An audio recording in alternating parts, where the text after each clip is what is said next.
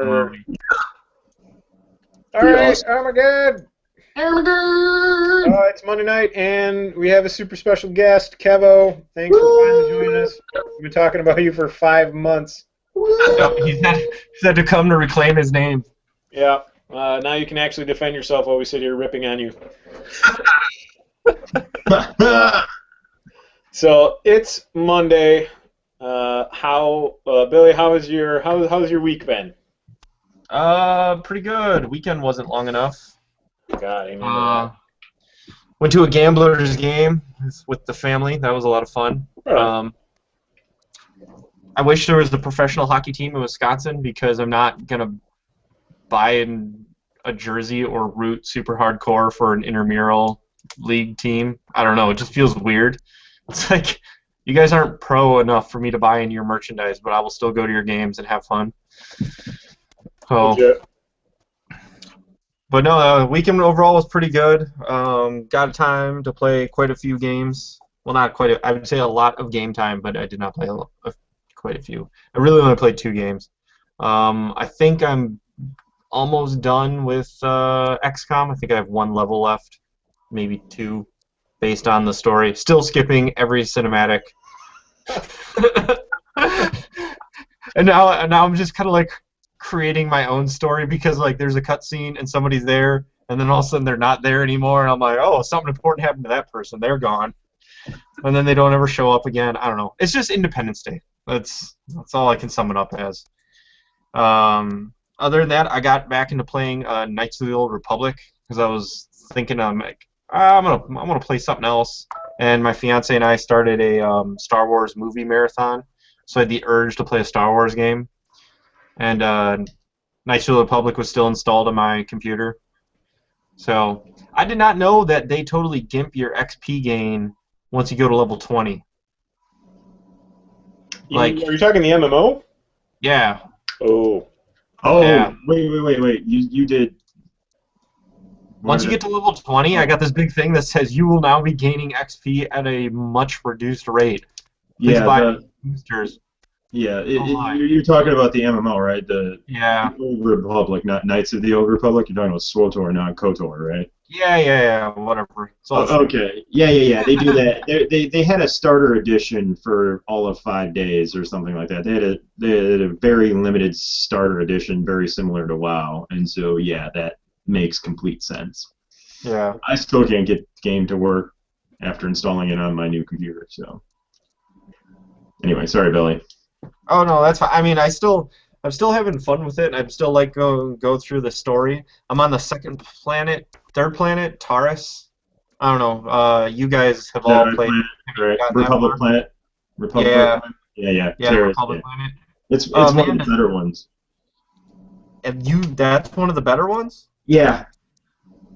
Oh my god, the rest of the game's got to be downhill after that, because that planet sucks. Yeah.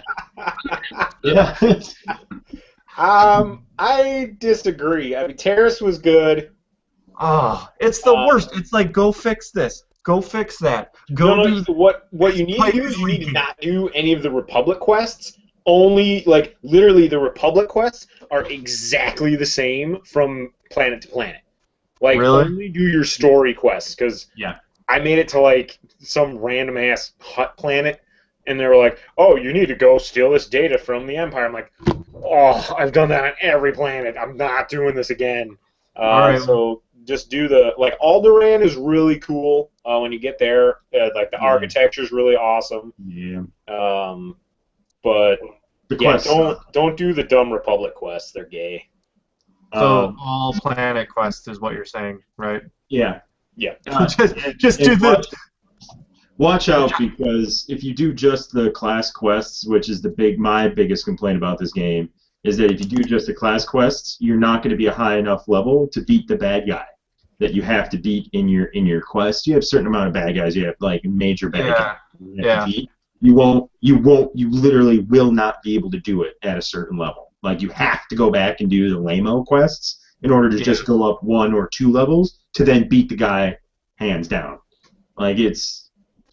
I guess they wouldn't be so bad. The one thing I hate, and this goes for all RPGs, like this drives me absolutely crazy. And it's worse in MMOs because they make you run super slow, so you're excited to get your stupid mount or whatever instead of just letting you teleport everywhere for free.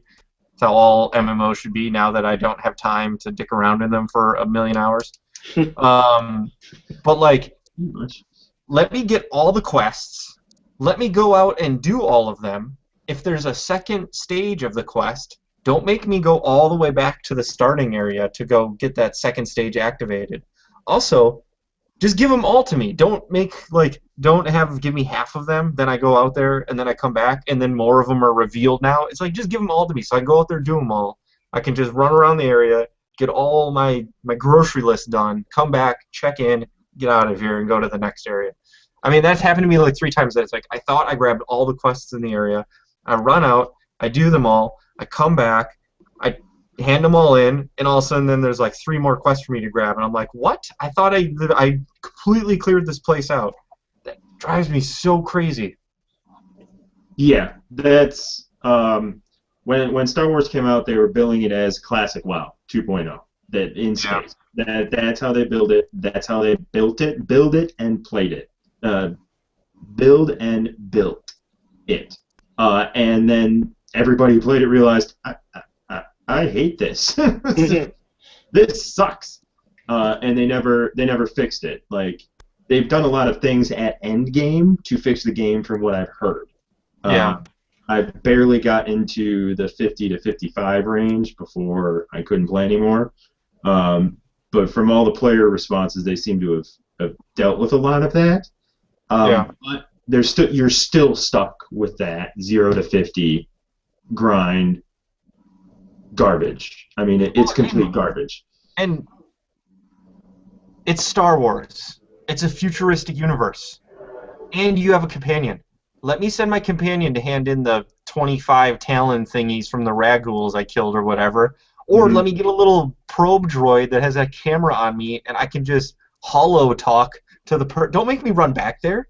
Like, it totally breaks the universe to me. It's like, just let me pull out my little Obi-Wan Kenobi come help me thing and just not, like, have to run all the way back to the starter zone. That's so annoying. You're in, like, a sci-fi, futuristic world. And they're like, nope, you got to go back and talk to everyone.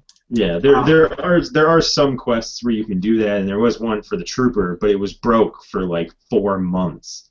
And you literally couldn't progress past level 8 until you just did magically. They literally the game pushed you past the quest and you got to progress, but your class quest stayed in your log for eternity. When I log into that game, I'm still logging in on a level 51 character with the prologue from a year and a half ago. And they're not going to go back and fix all that. But I don't know. I'm still interested in the story stuff, and I'll probably at least finish my smuggler story. And yeah, other than that, I haven't really played.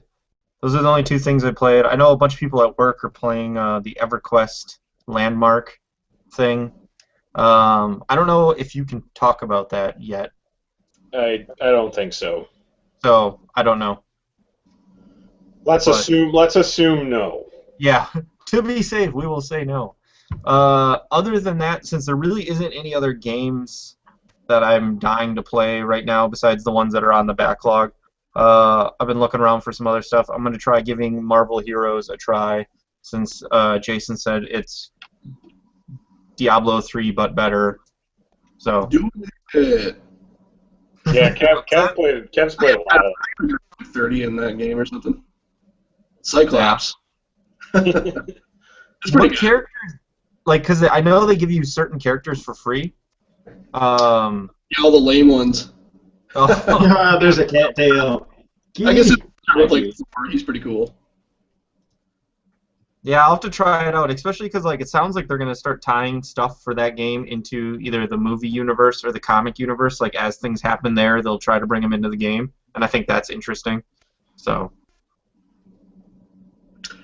Yeah, I played it for, I don't know, probably like a month, and I haven't logged into it probably in a month either now. So, it got kind of repetitive. I don't know.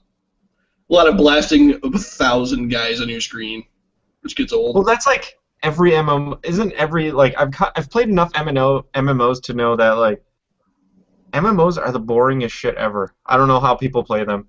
Like I always get excited and I want to get in there and play them, and then I have like I don't know a little bit of fun, and then I go, oh, even with friends, it's like I'd much rather just play something like Killing Floor or Gears of War Horde mode, because I'm doing the same thing there than I am in an MMO. We're just grinding levels and getting gear, so it's just like they force you to just grind way too much, like way too much. And especially now that everything's free to play, like I think it's gonna be worse because they want to sell you XP boosters. Yep. But that's it for me. All right, Simon, what did you play? Hearthstone. Wow. Legend of Grimrock. And I even branched out a little bit and tried a different MMO. I tried Neverwinter. There we go. Yeah, that one. Neverwinter. And it was okay. I mean, my graphics card is really bad on this computer. Or it's in the midline, and things just didn't look very good. But it felt like it plays like when I was playing it, it played more like Diablo 3 than either SWTOR or WoW. Like there wasn't a WSD; it was a lot of point, click, and slash, and even the controls were really pretty much the same. It was think here. So it was like left click, right click for certain spells instead of 1, 2, or 3, and then you could do a Q or a 1 instead of like tilting. You're doing all kinds of weird stuff, and it was interesting. My brother's really into playing Neverwinter. I see him on it like all the time. He went from PlanetSide 2 to that game, and he says he really likes it. I've heard a lot of good things, and the one person that I know really well that plays it a lot says that they can play an hour and leave it every night. Unlike WoW, where you just have to keep at it. So I think with like if you have like 3 or 4 buddies in Neverwinter, it would be really freaking fun. Like it is not like it's obviously not as versatile as like traditional Dungeons and Dragons, where like I can be a cleric and I can do my righteous brand with my mace and smash some dude in the face. Like you can't do that in this game. You have to be like a ranged healer / kind of half-assed caster.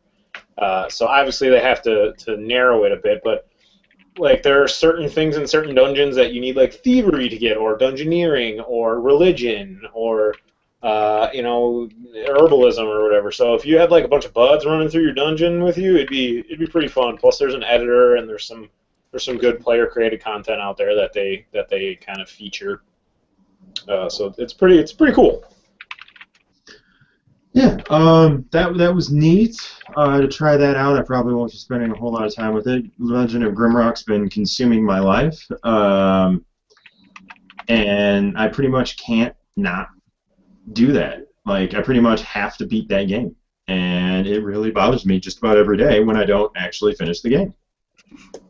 I don't know what it is about it, but it really bothers me. So yeah, that's really all I got on that. I don't really. It's not safe. It's not safe. WoW's going okay. It's a lot of fun. I hate Hearthstone with a passion. It's still that either you're destroying or you're not destroying, and there's no way around it. They recently reset their season, so it seems like it's on a month basis, and so you pretty much get destroyed, just absolutely destroyed by like turn 4, because all the pro players are back at the same point as you, and you're just getting exploded fucking all the time. And that's about it. WoW is just WoW. It's doing its thing. Yeah, that's it for games I'm playing. I've tried. I downloaded Tomb Raider. Hopefully this next week, if I'll have time, maybe. And then also, hopefully I can get SWTOR to work again, because I've put a lot of time and effort into that game, and it would be nice to actually get something out of it. So, but we'll see. You and I will have to talk about that, I think. Yeah. We might be needing to spend a little money, but I Wow. think we can get it fixed. But Okay. Video cards. Yeah. you can get a decent one for $150. But you don't need to juice up with a $500 one like I got. But, Quick No. side tangent. I like how certain video cards have gone up in like price because of Bitcoin mining. So, like these $300 video cards have gone up to like $500 because people use them for mining Bitcoins. It's like dicks. yeah, that's bananas. Kev, welcome to the show. What have you been playing? Oh, well, I just started playing WoW again. I don't know why. Oh, we know why. We know why. Not surprisingly, I haven't picked a character either. This has been at the character select screen for 4 days straight. I've played like 5 different guys in the last 2 days. But other than WoW, I actually tried Hearthstone too. I don't know. For some reason, I just thought I'd give it a shot. It's awful. I have to concur with Simon. You either get into the game and then by like turn 5 you have a huge advantage, or they do and all your guys get nuked by 1 card and then you lose in 2 turns. And there's nothing you can do about it. Like you throw 1 card out and then they explode you with all their guys at once because they just killed 5 of your guys with 1 card. So it's really it's not fun because you don't feel like you use any strategy. You just throw out whatever you got and then you either win or you don't. And there's no cards that really make you think, oh, I should combine this with this, or you know what I mean. So there's no strategy to it. You just throw out whatever best card you have at the time, really, in my opinion. It is a very rapid version of Magic the Gathering. Like, it does happen a lot faster because you only have 30 cards in the deck, so things do happen a lot faster. So the strategies do play out, but they play out by like turn 5. Yeah. I just feel like you don't have time to set up anything. You play like these 2 cards to start out because they're low cards, and then you save up for like these 2 cards that are good. But then they happen to draw the card that nukes all your guys for 5 damage with their main, and you lose. It's like, oh, okay, if they hadn't got that, I would have won this time, but they got that this time, so I lose. It's just random to me by what cards come up at the right time. So Yeah. But other than Hearthstone, funny enough, my wife actually just got LASIK, and she went on the Star Wars movie charade too. So I actually just downloaded Knights of the Old Republic on my computer. You were talking about that. I was like, what? You actually did the same thing I did, but then you're playing the MMO. I actually went and got the old game. So. Oh, But nice. I only installed it. I didn't launch it yet tonight. But that's my plan is to play that. Man, the stars must be aligning because I've had a major hankering to play that as well. Like the last 5 days, I'm like, shit, I should reload KOTOR and play that again. Can I make a quick admission here? Before I did the MMO, I thought about buying the second one because I actually have not finished the second one. So I haven't even played it. Right? I started the second one and they were like, "You're a Jedi with no lightsaber." I'm like, "What?" Done. The second one, people tend to like better because the story is not like KOTOR 1 is essentially a retelling of Episode 4. Like you're just an ordinary dude, and then you become a Jedi, and then you save the galaxy. There's some twists and turns in there, but that's kind of the remedy. The second one is a much darker story. The characters are a lot more, I guess, what's the word I'm looking for? They're weird. They're weird characters. They're not like your standard. Karth is a upstanding defender of the Republic, and Bastila is a haughty Jedi. And in Knights of the Republic 2, they're a lot different.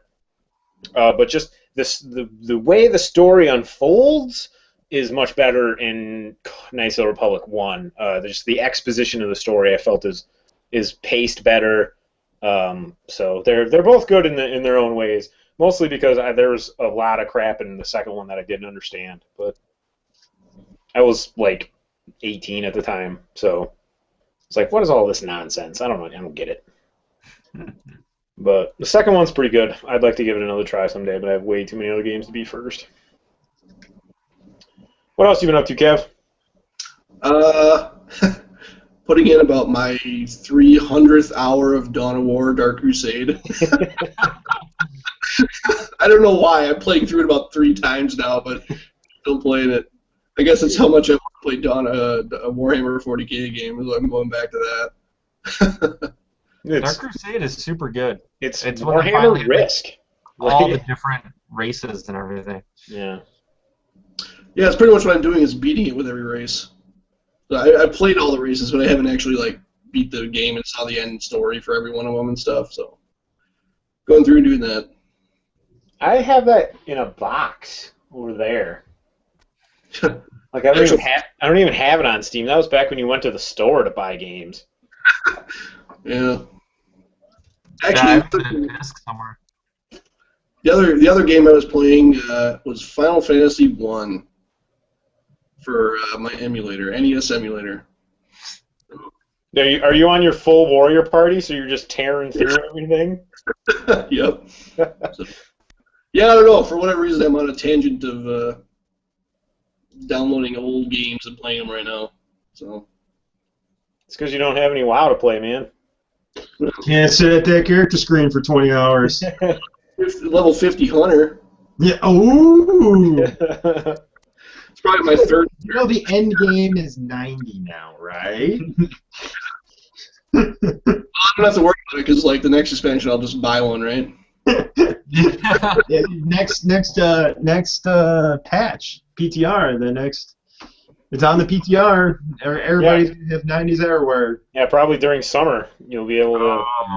Progress. Buy Video game progress. Just gonna buy a level 90. My gear too. And then I'll buy the achievements for the raids to make it look like I raided.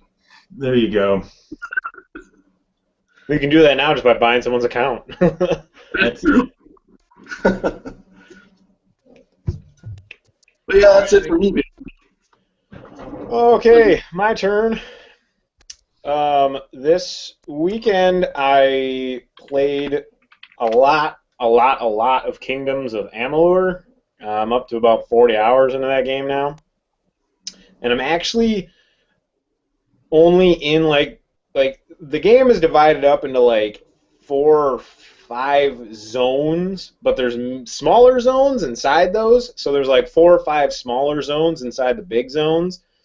And I'm like level 25, and I've been playing for 40 hours, and I'm in like the 3rd little zone of the 2nd big zone. This game is freaking giant.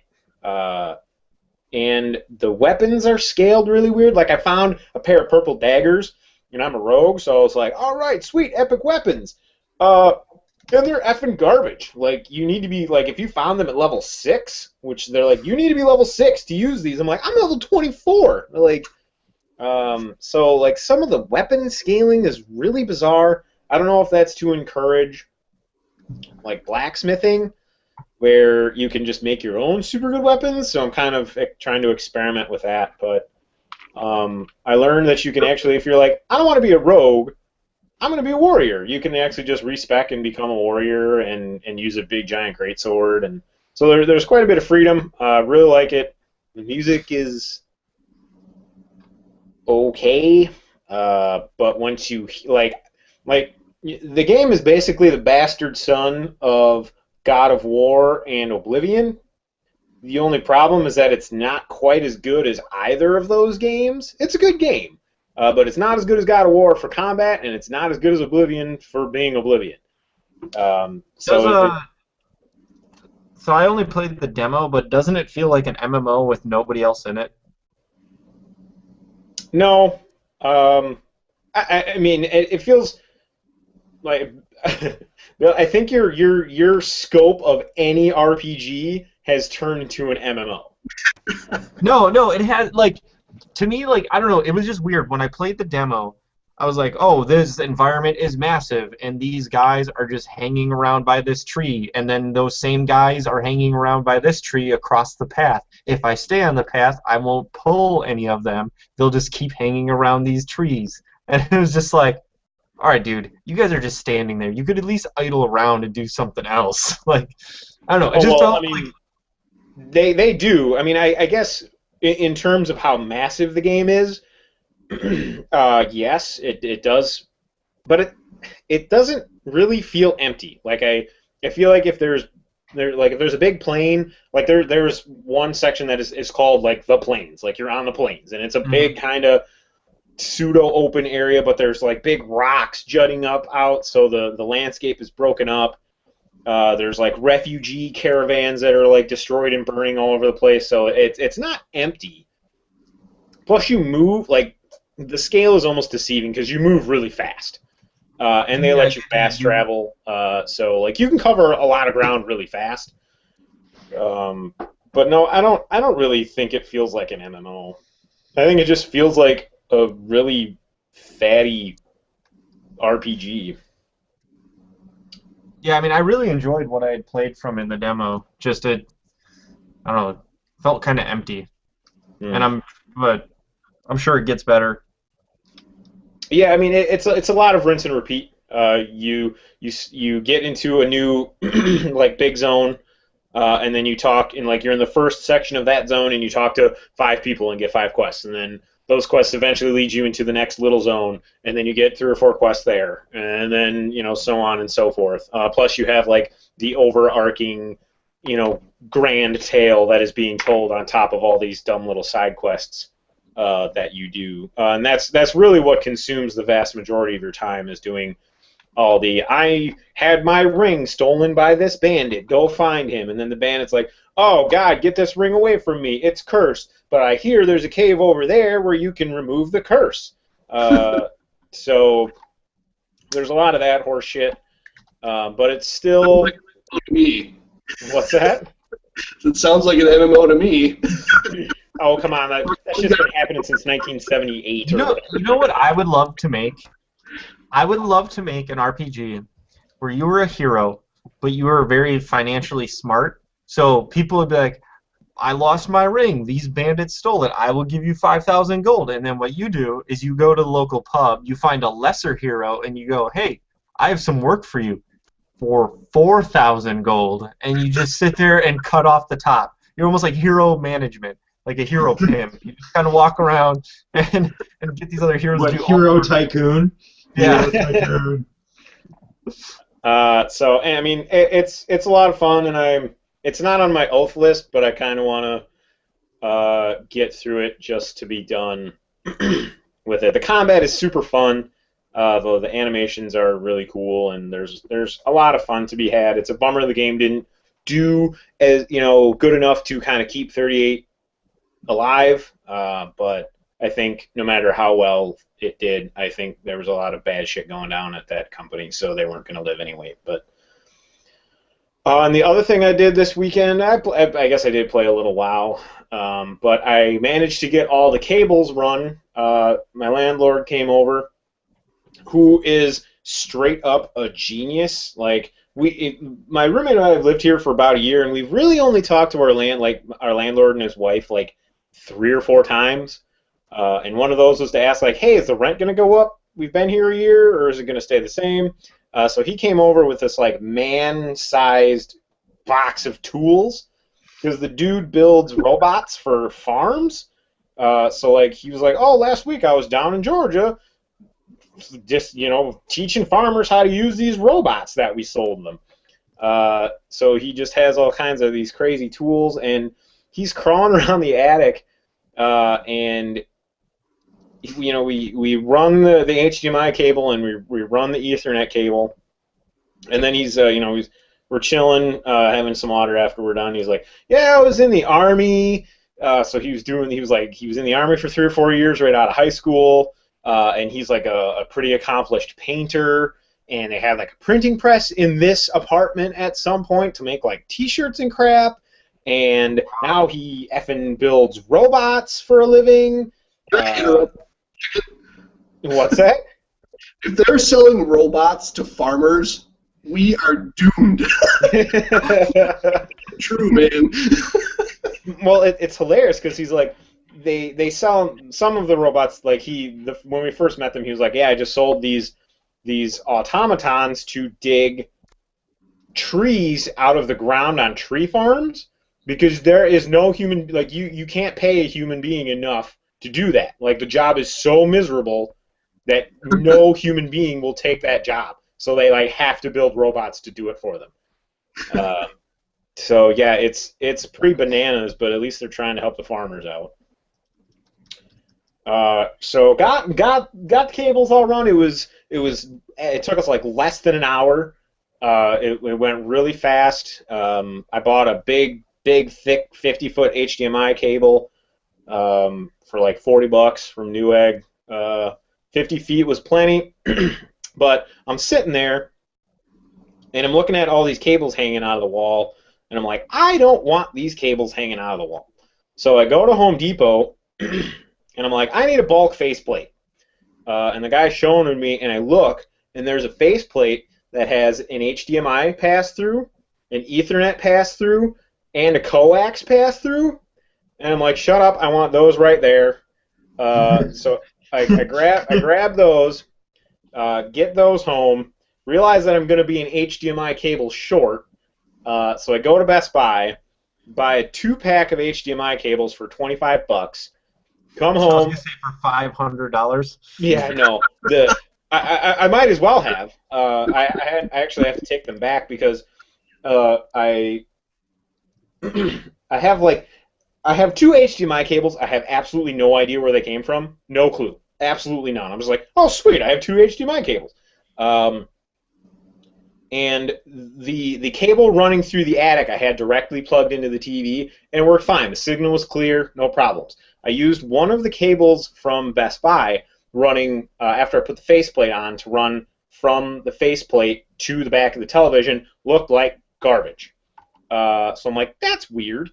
And I did a bunch of cable testing, and I eventually ended up with the one Best Buy cable going from my computer to the wall, and then the other one from the wall to the TV. It was wretched, absolutely wretched looking.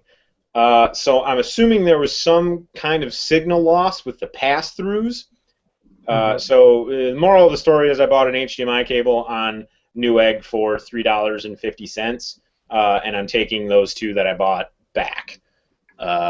So like that's all well and good. I mean, my Xbox doesn't have an HDMI cable, but I don't really use it that often. Anyway, but I bought a wireless controller for my computer, and so I mean everything works great, looks great, it sounds great. It was a stunning success for the most part. So running cables. What's that? End of the story is don't buy a second Steam box. Just drill some holes. Yeah, I mean as badly as I wanted to.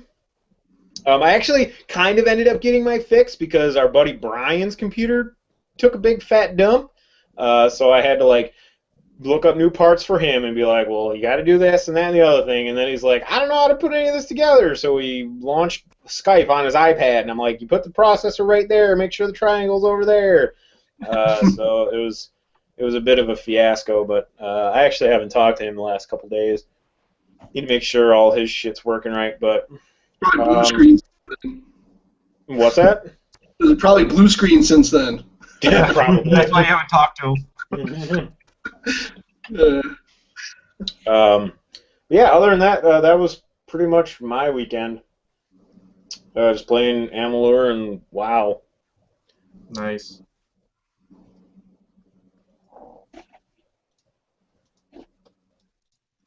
All right.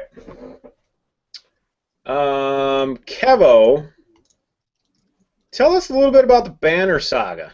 Oh, yeah. I forgot about that. Yeah, well, I beat it probably about a week and a half ago or something like that.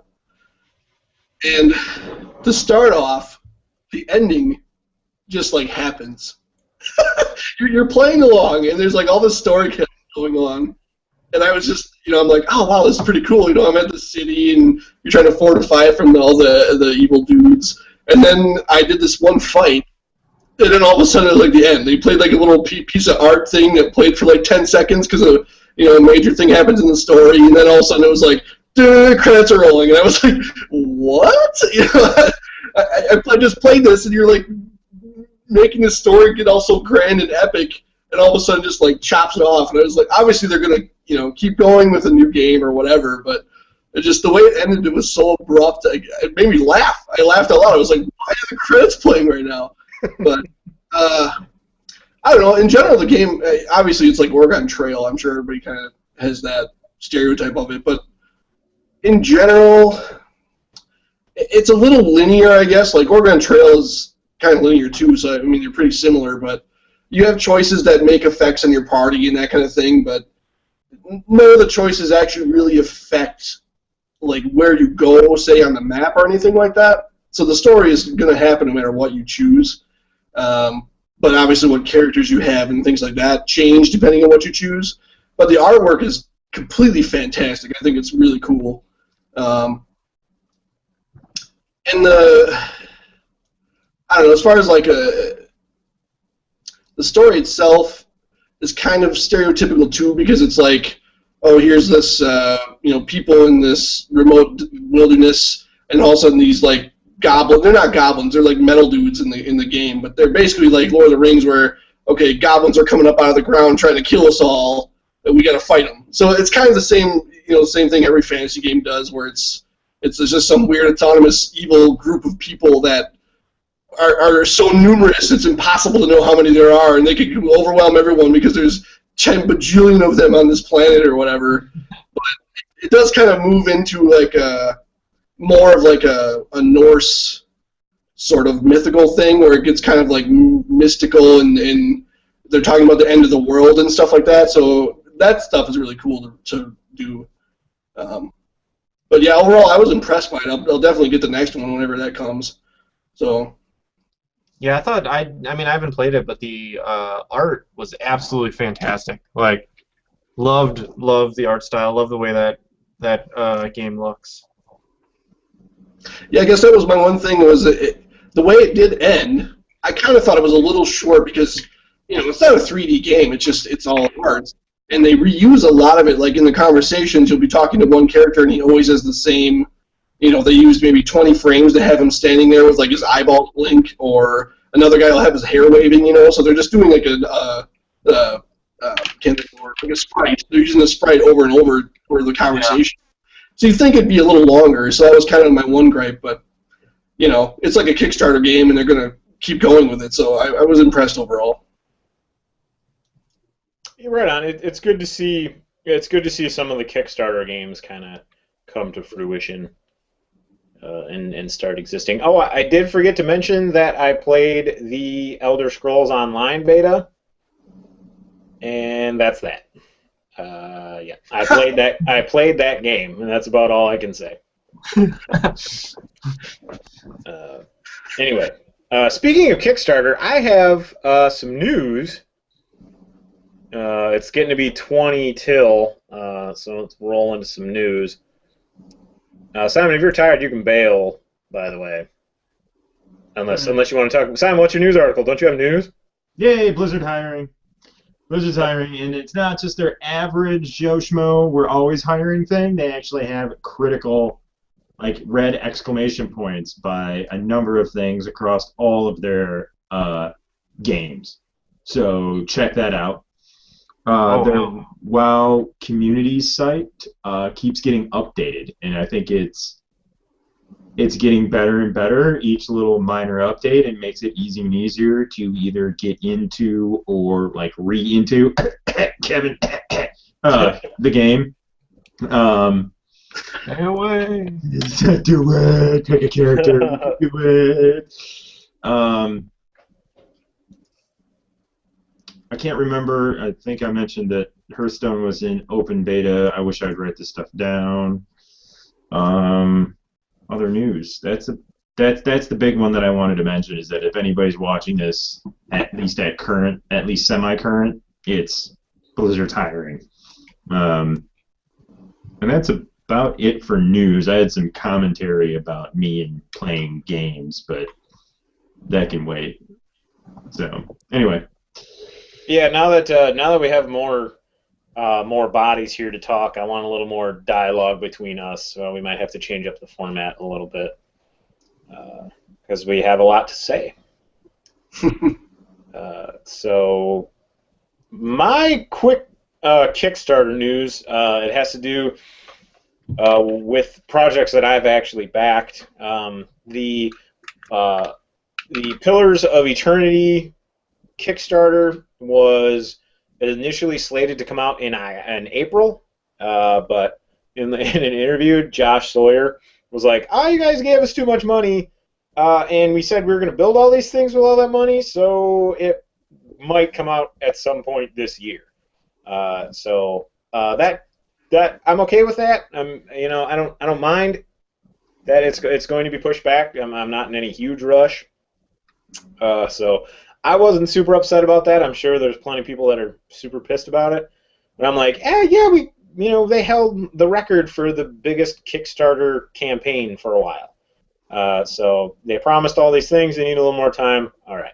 If it happens again, then maybe I'll be a little less receptive. But no.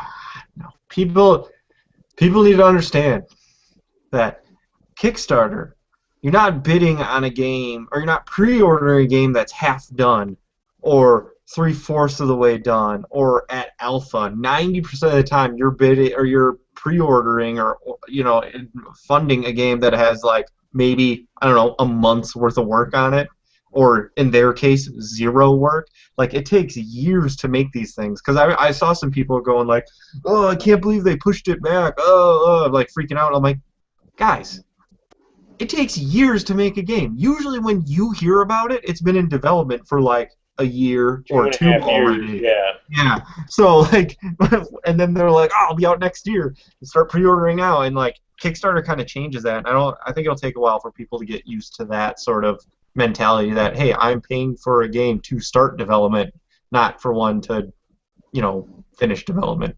Some Right. games are. I mean, Darkest Dungeon, which just launched their Kickstarter. It looks like they're pretty far along, and they're saying that, but they're even saying April of next year, sounds like, or January of next year. Yeah, something like that. And speaking of just a quick tangent, Darkest Dungeon, go look at it on Kickstarter. It looks really cool. Yes. We'll be pimping that pretty regularly because I'm interested in it. But so the fact of the matter is it was just funny because their excuse was like, "Hey, you gave us too much money.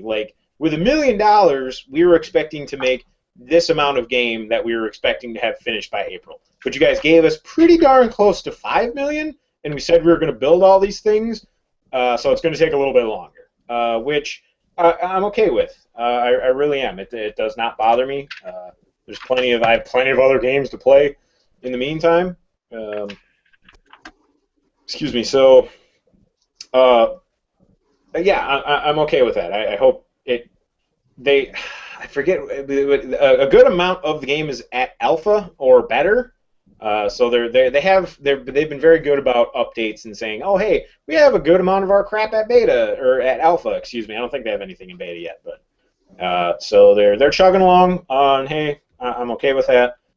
Kind of an interesting bit related to that, the Torment game that the same company that did the Wasteland 2 Kickstarter, they also did the Torment Kickstarter. And I haven't heard much about Wasteland 2. It's been in beta for a couple months, and people seem to really like it, and there's a lot going on that front. But as it turns out, In Exile, the company that is making Torment, is going to be licensing tech from Pillars of Eternity to help create, because they're making the exact same type of game. They're making an isometric RPG kind of Baldur's Gate, Icewind Dale style. So they're actually going to be licensing tech and stuff from Obsidian, from Pillars of Eternity, to help kind of let them hit the ground running for Torment. So I thought that was really, really interesting. Just someone's like, hey, why are we reinventing the wheel? We can just throw some money at those guys, and they've already done the work. So it's cool that those companies obviously have a super close relationship because a lot of them have been working together since the mid '90s. So it's not really a big surprise, but you just don't hear about that kind of stuff very often. So I thought it was pretty fascinating. One thing I want to interject here quickly. With the time frame, going back to that time frame statement that Billy was bringing up about Kickstarter, now these games have been in development for years. I'm pretty sure SWTOR's original announcement and everything was what, 2004, 2005, like a year after WoW launched? Was it 2007? No.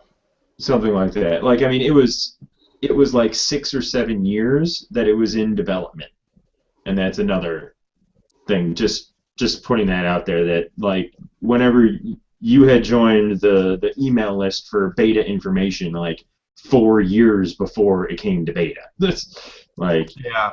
I mean. Oh yeah, you're right. You're right. Like ridiculous. Like it literally, they announced the Star Wars MMO a year after WoW took off. I think. No, it was a little more. I think it was in like 2007 or 2008. All right. 2007. Yeah, it was a long time. Yeah, and it didn't come out until like 2011 or something, 2012. I don't even remember anymore.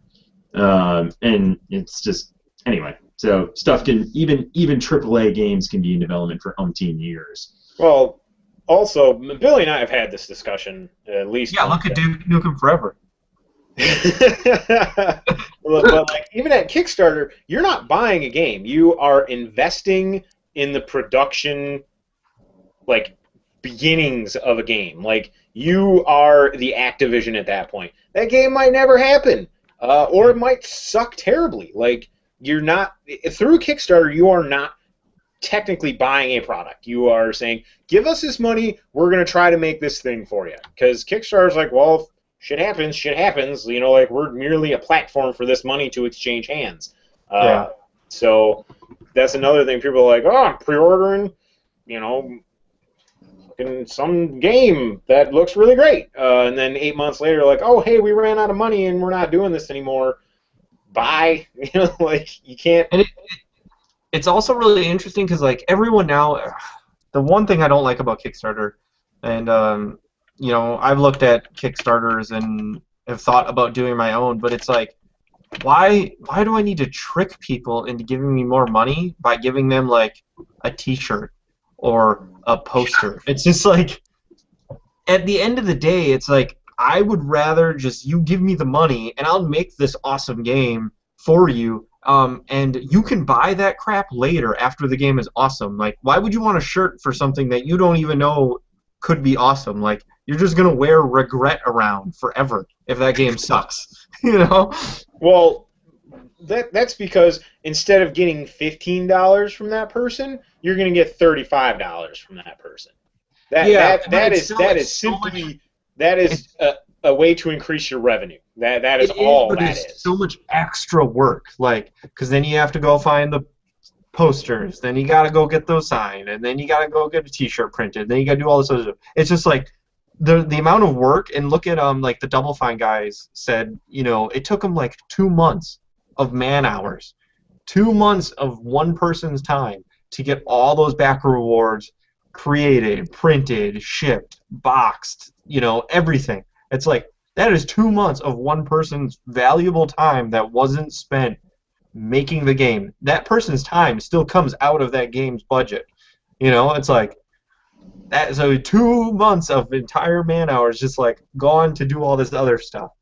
It's like I don't know. Well, I think at that point that I'm not defending it by any means. Like if it was literally hand me $15, and if your game's cool enough, sure, I'll give you $15. But like, or if you give me $5 more, I'll give you a digital soundtrack and a PDF of some art. Fucking okay. Digital stuff is completely, that's a different story. But it's like when it comes to the printed materials and all this other stuff, it's just like there's so much time, effort, and money that goes into that. And I don't know, maybe it's because I come from more of the creation side. It's like, just give me more money to make something awesome. Like, Don't. Yeah. I'll give you T-shirts later. I think that is a ploy to get more revenue at first, and poor. I don't want to say poor, but someone didn't know what that was going to involve. Like, I bet you $1 million when they calculated that little Johnny had to spend 2 months of his time getting horseshit T-shirt orders in order, that they're like, we did not plan this right. Like we thought this was going to be, let's call, Print Shop Incorporated down the road and get some T-shirts printed, and it turned out to be a whole lot more complicated. Yeah. That is my guess. And it's funny because it's like, yeah, you got the extra $5 because someone upgraded to the T-shirt, but now that person that you're paying to do all this work is probably just eating up that cost. Like that's the point I'm trying to make. Is they're like, you can get $5 out of this dude if we say we're going to give him a T-shirt, and then after the fact, like, that T-shirt costed me $65. Like, this was not, I actually have to buy T-shirts for my staff at my company, and doing that shit sucks. Like, calling different vendors, and they're like, well, we'll give you a T-shirt for $2.50. Hey, that's great, until you want to change the color and add a 2-color print, then suddenly it's $7.50 a shirt. So it's a big convoluted mess, and I can see where they're like, yeah, we want extra money, but then like, oh shit, like this, we have to make statues now, like, oh crap. So I think a lot of that boils down to just poor. I don't want to say poor, just ignorance or something. Something where they missed a bump in the road that they that is there and no one saw, and they're like, oh shit, bummer. I just feel I feel it's that, and it's also just the collector edition rollover. Like, well, this is just something people do, so let's keep doing it. True. I was gonna say someone set a precedent for those goals, and that's what's causing all the problems. Yeah. Everybody's doing it instead of just doing something that's realistic. So, and then someone will go look at that Kickstarter and say, oh, they're not going to give me a T-shirt. So now everybody's got to do something that equals that to get people to look, Arms so race. That is what the problem is. So. And there's this new service, and I forget what it's called. It starts with a P. Is it Patron? It might be Patron. But and I'm very interested in it. I don't know. I know some journalists have done it, and some game creators started doing it. But essentially, you go on as a customer and you say, I really like the work Kevin does. I'm gonna go on there and pay Kevin $5 a month, just auto deduct out of my checking account to support his creative endeavor, and you get 10, 15 followers behind you, and then that's like $600 a month. And so now these creatives are getting this guaranteed monthly income, and they can kind of live off that and do the thing that they keep doing, and then they can produce that stuff for free. And I think it's a very interesting. It's almost like Kickstarter without the BS. It's just like you pay this guy or this person a monthly fee. You're going to pay a salary. He's going to keep creating, and you're keep going to get stuff from him. I hope it gets big. It'll probably evolve to something like that in the future, you'd think. But just at the point in our history with technology, it is what it is now. And I think in the future, I don't want to say like, oh, Star Trek or something where people have their goals in life and you fund each other or whatever, but, it will get past that because it's still kind of new, really. Yeah, 5 years ago we were still buying shit out of the store. Like, there were stores dedicated to PC games. Now you go into a store and it's literally a 6-foot section is dedicated to PC games on one side of one shelf. If that. Yeah, and most of those are digital cards, that say, redeem this code on Origin for this game. But that patron thing, that's kind of everybody's dream, though, isn't it? Like, to be able to not have to worry about paying your rent or buying your groceries and just being able to sit and create what you want to create. I think that's every artist's dream. But I tell you what, you'd be hard-pressed to convince me to sign up for anything on there, unless it was like David Jaffe's like, hand me $5 a month and I'll make you something incredible. Like, but what if let's say Killing Floor. Let's say Killing Floor. They said, give us $5 a month, maybe more, $10 a month, and we will guarantee a new map, a new monster, and a couple of new weapons, and a new level cap every month.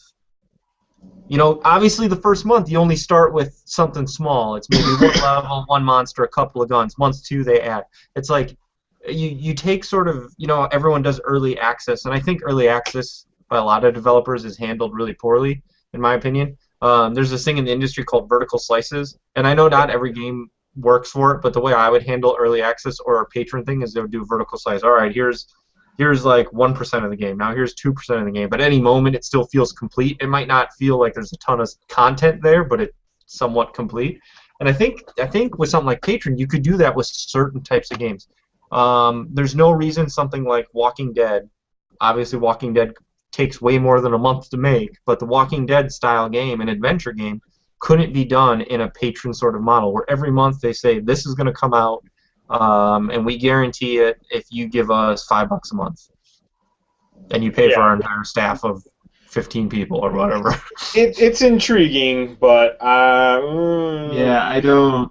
I'm a little gun shy for that. But it's basically that's the same concept with a subscription-based MMO. You're paying for that subscription, and then they're going to release an expansion a year later because you're paying for it.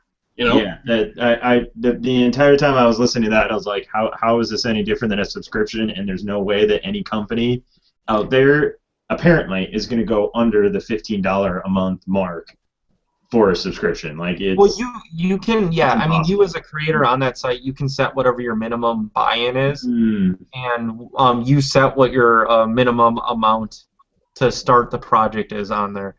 But really, it's like if WoW came out and you only had level 1 through 10 for the first month, and that's all you could do with 2 guys, and then but you got it immediately. I'm looking at you, Kev. Best idea ever. You got it immediately. They didn't say, hey, guess what? We're going to make this game World of Warcraft. Wait 15 years while we build the first version, and then you can play it for a little bit. You get it, like, they announce it 2 months later, it's out in a form, and then it just continually evolves over time. Yeah, I can see that. It'd be kind of like you're doing expansions for the game, but not what we call an expansion now. It'd be like mini updates to give you more content as you go. Yeah, I mean, like, why can't that work for? I mean, obviously it takes a lot longer than a month for like a game like Halo, but you get 1 level a month until 9 months down the road. You had a year of Halo. You've got your 9 campaign missions, and the whole story's kind of complete. And it's like, oh, that was, that doesn't seem so bad. It's an interesting way to look at it. Also, if you haven't yet, Billy, check up on the recent history of Star Wars, because it seems like that's kind of something they're going with. They do they're doing 3-week updates or whatever. Yeah, month small ones and 6-month kind of bigger ones. It seems like they want to make you buy one a year, unless you're a subscriber apparently or something. It's weird. They just came out with a big one, the 12v12, for free, literally for free. And if you were a subscriber, you got to get into it back in December. And now in February, you get to it if you're free to play. But it was completely free. Most of the stuff you have to buy with cartel coins, like a lot of the ships and stuff. But microtransactions. Yeah. EA is and loves them, the microtransactions. So look into that. But it's an interesting. Oh crap! What I totally just forgot. Oh, time management. It's an interesting way for people who don't have a boatload of time, or really any, to go, okay, I can't get through the entirety of Grimrock in 15 hours on easy with a walkthrough open on my second screen. It would be interesting to see if that could placate to something like that, where I literally only have 5 minutes a day. Do I have the $60? Like, if you blow $60 on something, you're gonna want to finish it as soon as possible to give yourself that value. You need that value. You need that value now. Whereas if it's $5 a month over 9 months, when you beat it at that 9 months, it's only been $5 a month, and it's a whole lot easier to swallow on the budget. Yeah, I don't know. I think it's interesting, and I hope I hope more game creators try it. I know there's a couple doing it, but it's mostly like comic book artists and musicians because that's something that people. Well, I'll give you $5 a month, and you give me 3 songs or whatever. So. Actually, yeah, okay. I know what you're talking about. I know of it. I have a few Facebook friends who do that with art, where they just say, go to my website and commission art through whatever, blah blah blah, whatever art.com, and yeah, they do it. They get money. I mean, they don't get a lot. I mean, it's here. This will fill up my tank to this week. You know, thanks. So. I forget the actual domain, but I think it's like Patreon or something like that. But it exists, and there's comic book creators like webcomics on there that people are, subscribing, saying, "Hey, I really like your stuff. Here's a $5 tip every month to keep creating." You get enough people doing that, you've got your yearly salary covered, and that's what you do. Mm-hmm. I think it is a fascinating platform, and I think that is every artist's dream. But I'm a little. If you talk to a traditional business major, yeah, I'm a little too old-fashioned for that. But bunch of damn hippies. Which I think is funny because you guys do the same thing to World of Warcraft. You've been tipping them $15 a month. No. Warcraft delivered me a product that. Which you still paid $60 for when it first came out. I don't think I did. I didn't. I paid $20. I maybe paid $40, but but it's still a $60 box product. But there's a certain pedigree involved. It's Blizzard. I had been playing Blizzard games for a number of years at that point, and they're like, okay, and if the game would have sucked, then yeah, fuck it. I'm not going to give you my $15. But the game didn't suck. It was actually incredible. It was the best game on the planet for a number of years. So, yeah, I tip them $15 a month. Well, Simon kind of tips them a bunch for me. But, again, that is more of a facility to play with my sibling. Like, I don't pay for Warcraft because it's a good game. I pay for Warcraft because I play with my brother and my friends. Yeah. But I mean, like I'm not saying it's a terrible thing to do. I'm not saying anyone's wrong for doing it that way. If that's how they want to spend their bucks, go nuts. But me, you better show me something incredible before I start paying you, a bunch of money not a bunch. Yeah, Before I have to make a decision to watch minus $15 or $5 out of my account each month. It's just interesting that like you guys will pay $15 a month for World of Warcraft and then a yearly expansion you'll pay another $40, and then like $5 regardless of what the scale is, or every 2 years an expansion, but $5 for like a web comic or let's say an internet television series. I do want to say that a micro game is sort of like out of the question, even though like it's the same sort of business model. It's not out of the question. It's delivering a product, and my wife does that. Like not only she donates. Like a lot of the places that she goes to has a click here to donate. And she'll throw them some money every now and again. Mm-hmm. And this is the natural extension of that donate button on those artists' web pages to do monthly to basically have you subscribe to their product. I mean, it's essentially the same thing, and you can call it crowdsourcing, you call it subbing, whatever. Yeah.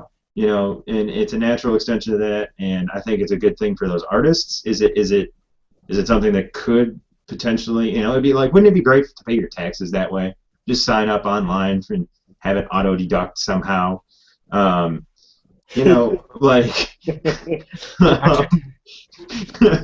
Well, it's a business model that like. Oh, it's sorry. It's not that it's out of the realm of reality. And one thing that I've realized over the last 5 months of doing this podcast, being the non-gamer type, is that one, I can't put down games. Every time I log out of WoW, I feel like I'm accomplished. And I've been really weary of saying that WoW is a hobby.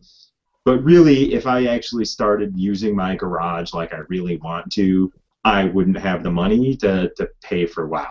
Like, I would have to. It's my $15, and it's actually like $12.99 or whatever. But like instead of going out and buying a bunch of wood cutting products and spending a bunch of time in my garage, I can spend a half hour in the same setup that I do for my work.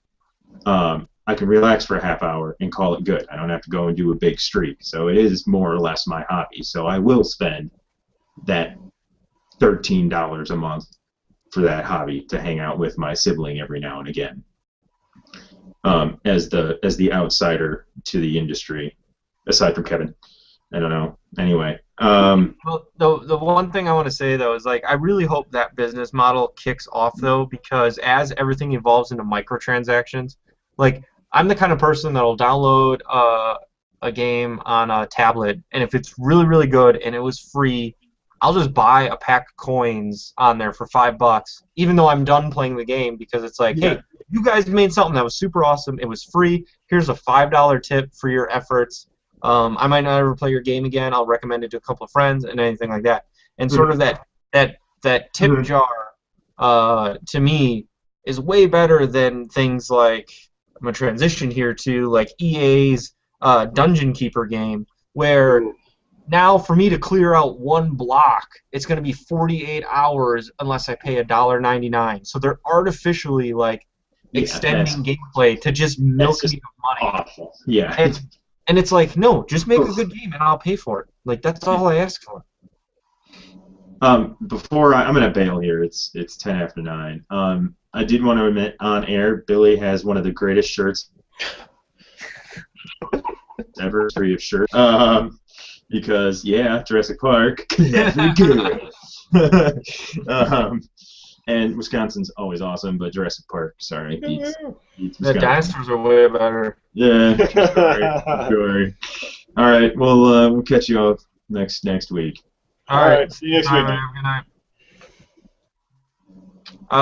The other thing I wanted to say about Dungeon Keeper, which I think is super, super low, is I don't know if you guys heard about this, but apparently on Android, if you go to review the game, if you hit the I love this game, I'm going to give it 5 stars. Dungeon Keeper launches a button. If you hit the I'm going to give it 5 stars, it takes you to the Google Play Store and you can rate 5 stars. If you hit the I'm going to rate this between 1 and 4 stars, it takes you to an EA Origins form that you can fill out your feedback on and tell them how you like or dislike the game, essentially subverting the Google Play Store completely and not even telling you to go there. Now, you could manually still go to the Google Play Store and rate the game, but the automated prompt that comes up completely diverts anyone who doesn't give them a 5-star rating off to somewhere else. And they're saying, well, we did this to get feedback and collect feedback. And it's like, do you not read the comments of your reviews in the Google Play Store? The feedback is just there. And I think it's really a way for them to make their game look like it has 5 stars at all times instead of, I don't know. I saw that and I was like, that is really shiesty. That is really, really shiesty. Yeah. I mean, milking the audience that you have and not bringing in a new audience is never a good thing to do, in my opinion. I just think that's a really terrible business model, and that it feels to me like that's exactly what, like, people are going to download this Dungeon Keeper game because they like the old Dungeon Keeper game on the PC a bajillion years ago, and so then they're dodging this 5-star, this 4-star rating, and that I think is how they're trying to generate new people coming in, because they're like, oh, this game got 1 billion 5 stars, so we're going to put it on the front page, and then more people are going to buy it. And yeah, that is just bad news. That's really sketch, man. And especially like it's EA, so it seems extra terrible because anytime they're in the news, it's extra terrible. It's just like, guys, you were just not. Who is making these decisions? You were never going to get a break. Not when they're doing shit like that. Like, ugh. That's $1 billion. Too big to fail. Yeah. Wow, if I told my boss that, he'd cringe. My boss is a former investment banker, and he's been doing business his whole life, and he would be horrified to hear that. But bananas. I never played the original Dungeon Keeper, and I don't play mobile games, so I'm not. Well, I think between that and Flappy Bird, it makes a pretty good statement on the state of the mobile game space. Yeah. Which is just like the pile of shit is what it is. No one knows what's going to be popular. It's a complete crapshoot. Yep. And if it is popular, they're going to try to milk you for every penny you have by artificially creating progress bars everywhere. Yep. Yeah. My roommate has been playing a Doctor Who game, and it's essentially Bejeweled, I think.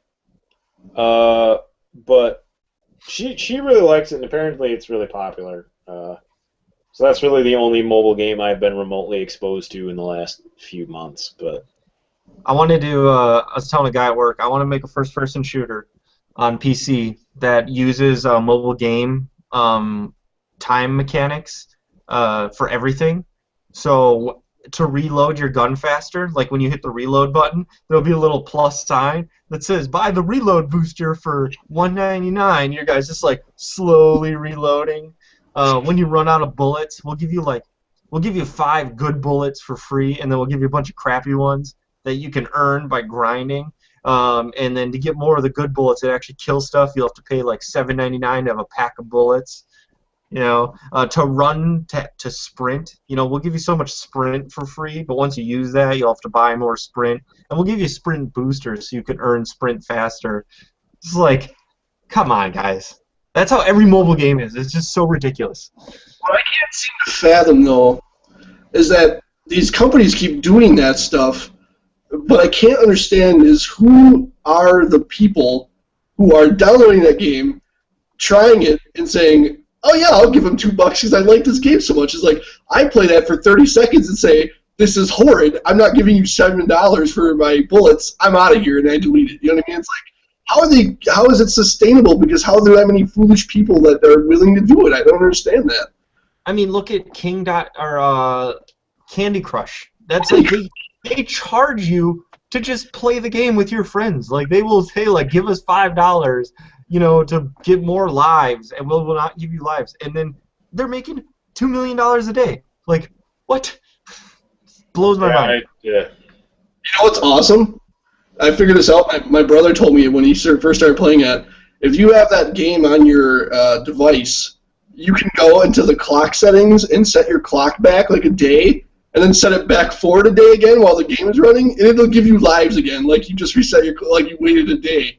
People are paying all this money, and you can just change the clock on your phone, and it'll give you a million lives. It's like, how is this not? I don't know. Maybe you're like, that's illegal if you do that or something. But how can you get in trouble for that? It's unbelievable. Yeah. I honestly hope in the future, as we get VR headsets and we go and sit in movie theaters and we watch them in VR, that they'll ask you after every preview, would you like to pay an extra 50 cents to get straight to the movie you wanted to see? Or sit through the 4 hours of previews? Just so, like... Oh, God. Well, what's really weird is, like, we talk shit about all these microtransactions, but if you look at Steam, that place is rife with microtransactions. Between Dota 2 and all this other shit, like even Steam trading cards, like how much money is changing hands in a day due to stupid Steam trading cards? Like, I throw one of those up, and it's literally sold usually in like under 2 or 3 minutes. But like, sure, I'm only gonna make 15 cents on it, but Steam's gonna make 2 cents off of it, and if that happens a million times a day. Like, what the hell, man? But like, that is Steam is only dealing in cosmetics. Yes. I'm not buying anything in any of those games that is giving me an edge or saving me time. That might not be true. I guess I don't really know. I don't know what if the Dota like if you can buy a superpowered Dota axe. I don't know if that's no. I believe all the Dota items are cosmetic. Now you can buy chests that will give you the better gear or give you the better items. You know, they have like rares and legendaries and stuff like that, and you can get some of that stuff. So I guess there is that. But like in TF2, it never was like, because I played when all that stuff was coming around, and some of the guns that people would get is like they weren't better than the guns I had. They were just different. Yeah, they gave every single gun. I was playing it too actually when that came out, and they gave everything a positive that said, okay, you're better at shooting a missile if you're the soldier, but now you only have 80% health. So everything was balanced to be equal, but it was just like to change up the game and give you new stuff to do. So yeah, and I could buy a chest or whatever to see if I could unlock one of those or craft one with items or whatever. So like it wasn't, to me it was all cosmetics and would adjust the gameplay a little bit, but it's not like, oh, you have to level up to unlock the new rocket launcher for the soldier, so pay us $4.99 to level up faster. Yeah. Well, yeah, I think that's why Riot or why League of Legends did so well is because you cannot, like, you can buy boosts, but like 99% of what you buy in that game is cosmetic and it doesn't affect how the game plays out. So, but it's just I feel like Steam and all these other microtransactions, like I think to the discerning individual like ourselves, like we're pretty cynical and know what we like, and if it's not what we like, we're gonna say F off. There are some people that they're like, I need more of this. Particularly a game like Candy Crush. I played the first 6 or 7 levels, and I can see why people like that game. Like, it's flashy. They're telling you, hey, you did a super great job. Why don't you play another match? I can definitely see how people get super into that, and they're like, oh, I'm out of lives? F setting my phone down for 4 hours. Why don't I just toss them $2 and get 15 more lives or whatever the case may be? So it's just, that shit's bad. Like I'm fine with it staying in mobile games like that. Keep it to mobile games. My concern is that as we get older and as people who play games mature, like I would say the majority of game players are in their 30s, right? So they'll probably be in their 40s next year and in their 50s. As we get older and have less time to play games, are younger designers just going to make everything more grindy? And are we going to play Dragon Age 4 and it's like, well, pay us $2.99 to get this XP booster, and you're just like, shit, dude, I don't have time to play a 75-hour RPG. I'm 40 years old. I have 2 kids. I got adult shit to do. So I'm gonna pay this $60 game and then buy a $2.99 XP booster just so I can play through the game at its normal pace. Because like I have this feeling that if it doesn't sort of change, games are just getting grindier and grindier and grindier, and at that point it's like, well, I guess I'll just watch all the cutscenes on YouTube because I'm not going to sit there and grind a dungeon for 10 hours. Yeah, then so be it. I think if that's, fuck them. If that's what it comes to, I'm not paying for that shit. We barely have time as it is. I mean, I make time to play games, but there's plenty of other shit I could be doing. Mm-hmm.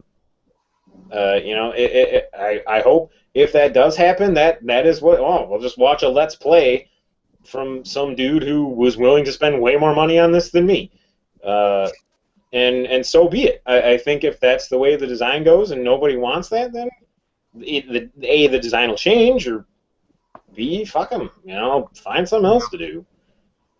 Well, I'm slowly becoming a big component of the 4-hour narrative. I thought you didn't like Call of Duty. I don't like Call of Duty. That is the quintessential 4-hour narrative. Yeah. Well, I just don't like Call of Duty as in a modern military has no interest whatsoever. And at first, when I first bought a $60 game and it was a 4-hour narrative, I felt robbed and all this other stuff. But the multiplayer was good. But it's like, and I still think $60 for 4 hours is a lot to ask for. But playing through Hard Reset, now that didn't really have a story. I mean, it had comic book cutscenes in between, but it was like 4 hours. Yeah, and I paid. Really? I think I paid. It was like 4 or 5 hours. I think it's closer to 8. Well, it felt like 4 or 5.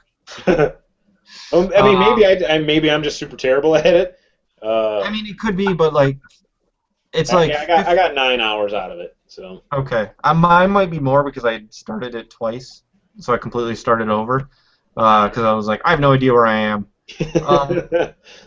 But I don't feel bad paying $40 for a 3 hour, 4 hour, maybe 5 hour campaign. $40, 5 hours, that's fine. You don't have to give me any extra stuff. That's okay. And you know, that's what at first when I heard the Kojima, the new Metal Gear Solid prequel thingy is only gonna be 2.5 hours long, and it's like $40, and that's someone just playing through the story. There's obviously side stuff and exploration to do in there, so it'd probably be like 5 hours for the average person. I was like, yeah, I hope it works because I'm not opposed to paying $40 for a shorter experience but a more focused experience and get a bunch of that grindy BS just out of the way.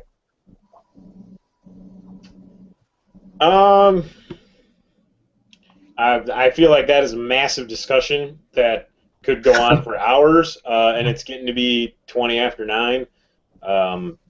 So while the almost 30-year-old adult in me sees what you're saying, like, why don't I just go back and play a game that's, if I'm looking for a good dollars to hours investment, I'll just play some of the old games that I have. You know, I'll go play Hard Reset that I paid $5 for, or you know, whatever the case may be. But then again, I like, yeah, $20. I'm not sure I'd pay $40 for 5 hours. At that point, I might as well just watch a movie. Well, I'm not even looking at it dollars to hours. I mean, you look at any like Halo campaign, and to me, like $60 is pretty good. They give you 8 hours. It's a really good story. Their campaign design is fantastic. It's really good. And ODST when that came out was like $40, and I think that's like a 6-hour campaign. But it felt like a microcosm of a larger Halo game.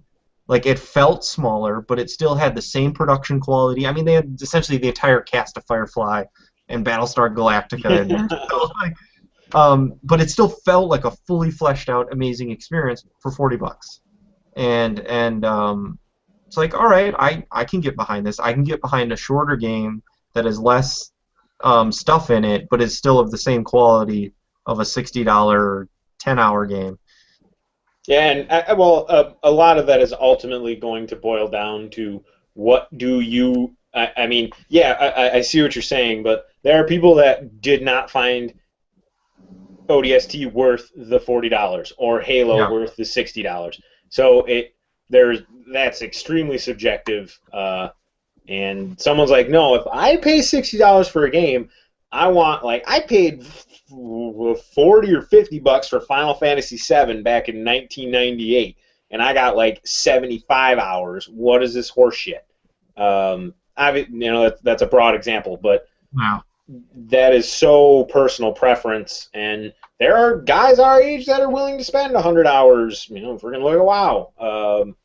So really, that all boils down to what does the majority of the population find worth their, you know, do they find 8 hours worth their $40? Some are going to say yes, some are going to say no. So that's a bit of a gamble, and I'm not sure I want it to succeed, and I'm not sure I want it to fail. I am curious as to how it pans out, but I really don't. I really don't have an opinion, particularly because I do not find Metal Gear Solid worth my time at all these days. But you know, if they release like a weird, you know, like Warcraft 4 RTS for $25, that's like, you know, 10 or 12 missions of Warcraft 2 or something. You know, maybe I could get behind that. I don't know. I would be hard pressed. I mean, how upset would you be if the next Dragon Age was like 8 hours long? I would not be upset at all. But that depends on how good those 8 hours were. Dragon Age 2 was plenty of hours, but some of those hours weren't so great. I mean, like, what if, like, let's take Witcher 2. I think I put 22 hours in there. The main story was probably 8. So there was another 14, 16 some hours of doing side quests and all that other stuff. Sure. After finishing that, I would have been fine with just the main story, because the main story was fantastic. Yeah. Now, the side quests were really good too, but I would have been fine with just that 8-hour main story. Just let me get through this narrative, because I don't know, in games that have a sense of urgency, and then they're like, oh, go dick around in the forest for 2 hours catching fairies, but you better do this before the dragons come. It's just like, wow, the forest doing whatever. It's like completely ruins that narrative thing. But yeah, I would have been fine with just the 8-hour experience. They didn't have to give me 22. I paid $10 total because I bought it twice. Once on Amazon when it was $5 and once on Steam. No, I think maybe I paid 20 total. I think it was 15 on Amazon and then 5 on Steam. You know, so that was a huge value for me, and I felt they gave me way more than even $60. I'd have been fine with the main campaign for $60. None of the side quests. Yeah, that's such a subjective. I know. It's pretty universal that The Witcher 2 was an amazing game, but whether or not someone finds 8 hours worth their $60 versus, you know, not, that is a big subjective, weird, nebulous area. Yeah, and I just fall on, to me personally, like the way I like things is I like to have the experience, and I'd rather have a shorter experience that was really focused and good, and then left wanting more, than sort of, like you said, Dragon Age 2, which was really big in the sense of how much side missions and side activities they had to do, even though it was like in 5 locations. There's still a lot of non-main narrative story stuff to do, and then just going, really, this felt unnecessary. Like, none of this was required. Yeah. Agreed. What about you, Kev? What do you think about all this? Well, generally, I think I have to side with you more. I mean, it's pretty subjective. The last game I can think of where it was I spent $60 and it was like a 10-hour campaign with Space Marine, but that included a multiplayer section of that game. You know what I mean? So, I put more hours in than just the campaign. But in general, that game I would have paid for just the campaign because it was actually that good. But most of them, like, if I didn't play God of War, I haven't played, a lot of those games that are just those 8-hour games because just for that very reason. I don't want to spend $59 when that thing releases, even though everyone says it's so great. Because I beat it in 2 days, and then I spent $60 in 2 days. You know what I mean? It's like I get home from work and I played through the entire game before I went to bed. It's like, come on, I should get more. So, God, I kind of wanted to play Space Marine again these last few days too. I've been thinking about picking that up on Steam again. See, I always find that interesting because, like, people have no problem spending $40 and getting a TV season and just, like, powering through it in one weekend, but they have a problem spending $40 and powering through a game in one weekend. And I always think that's an interesting... It's just interesting how games has this sort of different set of rules than film and television shows do. I don't know. It'll be like that until the end of time, or until they ruin everything with microtransactions. I think it's pretty clear that we on this show do not approve of microtransactions. Hey, I approve of microtransactions if they're done tastefully, and I think like that's fair. Cosmetic actions is they give you something for $2 that's probably worth 15 cents. That's the problem with microtransactions. If it wasn't $1.99 for a sword on my guy, I'd give them 30 cents, but I'm not going to give them $2. That's the real problem.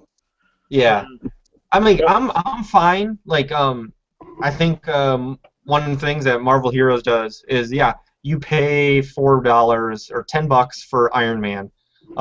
If you want the other costume, I'm fine paying $1.99 to dress up my dude to make him look cool, or $3 or whatever. Like, that stuff, cosmetic stuff, completely fine. Customization stuff is fine. But when they start meddling with the actual mechanics and the sort of time management because they want you to feel like you're wasting time, so they want you to just buy this thing to speed up. That's when it starts to bother me because it's like, man, now you're just like trying to milk me for money. And thank God I have enough resolve to say no, I am just done playing this game. Yeah. Like I saw that pop up in SWTOR, and I was like, am I done playing this game now? It might happen. What's really hilarious is when they have like Dead Space 3 is like eternally in my brain as the worst way to implement microtransactions on the face of the planet. Like, not only, I mean, it made no sense. Like, here we got this super robust crafting system in Dead Space 3, you know, like, and like you need some tungsten. Well, for $2.99, you can get all the tungsten you need. You know, like fucking what?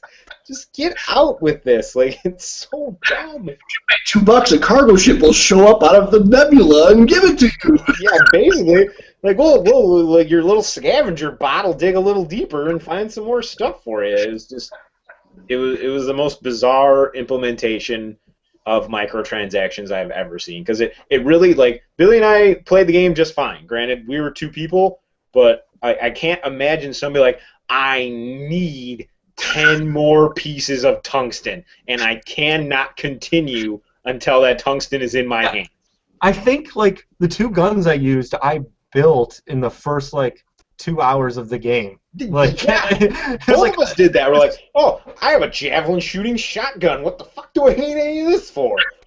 And then, like, we would just build guns and try them out once and be like, these are terrible. We're going back to the other ones. Yeah, it was so weird, and I think it took away from the game's production value. And because, you know, someone at EA said, get microtransactions in there, and someone's like, fucking what? You know, like, this is not a good platform for microtransactions. So we'll make this huge, big crafting system, and then we'll write a high school dance love story. Done. That's Dead Space 3. Go to a high school dance, like a prom or something. Witness the betrayal there, and a good, you know, big robust crafting system, and there you have it. There's Dead Space 3. And we'll charge you $4.99 if you want to dance with the prom queen for an extra 2 minutes. Yeah, yeah. Balloons, and if you want balloons to fall down, there's another one. we can make the prom of your dreams for enough bucks. And if you want the limo to show up on time, 99 cents. Yeah. If you wanted to have a full tank of gas, you're on your own. So, all right, guys, it is 9:30. I think that is a show. I guess, Billy, we need to talk about getting a new format, because we have a lot of people that want to say a lot of things, and if we're only going for an hour and a half, we might have to change some things. So, otherwise, this blow up into a 2-hour talk. Yeah, otherwise we're going to be rivaling Giant Bomb in our podcast times. But so, Kev, thanks for joining us. Hopefully, you can be regular if you're done with work and it's something you want to do. Appreciate it. Yeah, no problem. I'll try to get a real camera. Not your cell phone? That's what I need. Yeah. You have given me an idea now, because I think I'm just going to do this for my iPad in various locations throughout my apartment. Life hacks! Life hacks! One day I'll just have my robe on and a glass of whiskey and a pipe, and sitting with the sunset behind me. Your Hefner robe in like Cancun or something. Yeah. Yeah. Next week I'll take my phone into the bathroom and I'll sit on the toilet. Oh. On that note, I think I'm done. Yeah, so Kev's like, and like.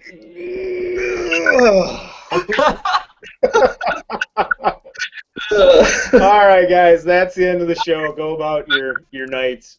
All right. See you guys next week.